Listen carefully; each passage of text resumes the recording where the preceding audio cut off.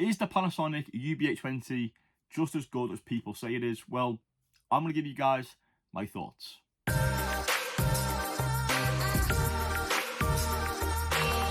So I got my Panasonic UB820 Christmas 2024. I think it cost around £299 at the time with a little bit of discount, but in today's market on Amazon, for example, it will set you back £349. But it is considered the best mid-range 4K player on the market today. The UB820 was an upgrade for me, so you may be thinking, what was my previous setup in the home cinema? What TV did I have? What player did I have? Well, before we go any further, I'll answer that question. Let's go back 8-9 years ago when my setup was pretty simple. I was living at home with my mum and I had a HD Samsung TV in my bedroom with my PlayStation 4. So that is how I consumed my Blu-rays. That's how I watched all my movies on the likes of like streaming platforms. So yeah, it was pretty simple, standard HD format. It was around that time that I decided that I needed to upgrade to 4K. So I got a Samsung 4K TV. It was 55 inches, it was curved, and it looked great. And then I also got a Samsung 4K Blu-ray player, and that was the M9000 unit. And at the time, the upgrade itself was just fantastic. I'd never seen picture quality like it. The colours, the clarity, just everything looked amazing. That setup for me did the job. It was a good entry point into the world of 4K.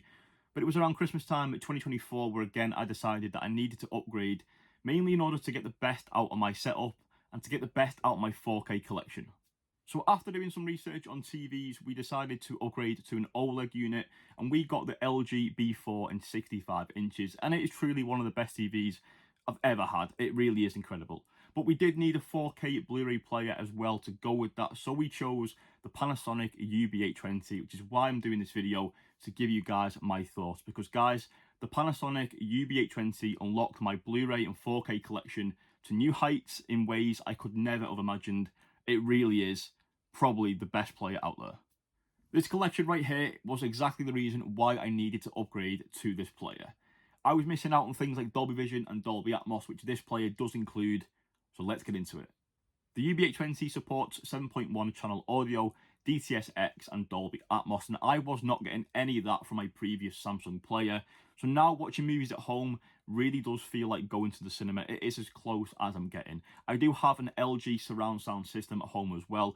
I'm not going to go into that in too much detail in this video because I'll save that for another video. But the surround sound at home now is incredible and it has transformed my viewing experience. The player is powered by the HCX, which is the Hollywood Cinema Experience, and the picture processing engine does an incredible job.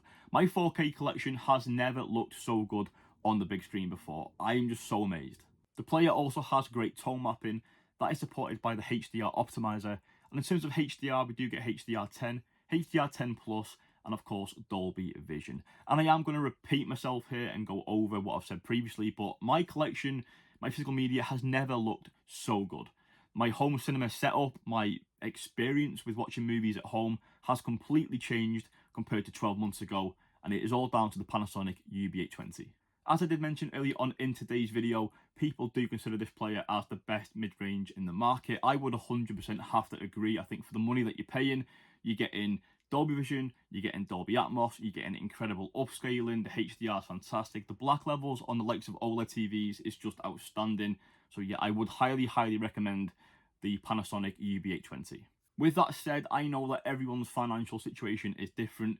This isn't a video about me bragging. It's not a video about me telling you that you need to have this in your setup. But if you can, go for it. You know, most certainly, it is a great player. I would highly recommend it if you can afford it. I know everyone's setup is different. People might not have a certain TV, which might not support the player. There's a long list of things when deciding on upgrading, but if you can upgrade, then definitely go for it. As always, if you've liked today's video, if you're new here, give it a thumbs up, comment down below, subscribe to the channel. I will leave a QR code on screen here. Go follow me over on TikTok and Instagram. I'll leave all my links down below. But until next time, guys, I'll see you in the next one.